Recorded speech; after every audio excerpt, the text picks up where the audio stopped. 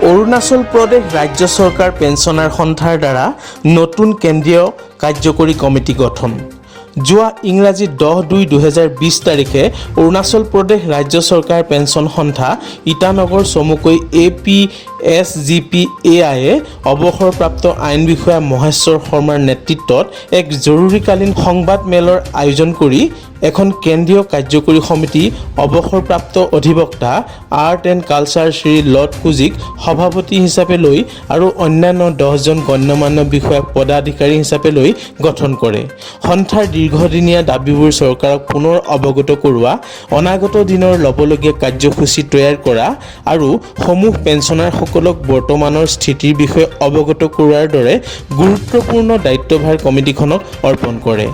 কমিটিখনে অতি ক্ষিপ্ৰতাৰে দায়িত্বভাৰ লৈ শ্ৰী SK ডগৰা অধিকৰ্তা হিচাপ আৰু পেঞ্চন চমুকৈ DAPক সাক্ষাৎ কৰে আৰু বিভিন্ন বিষয়ৰ বিষয়ে দিহা পৰামৰ্শ লয় আৰু ৰাজ্যপালক সাক্ষাৎ কৰিবলৈ অনুমতি বিচাৰে।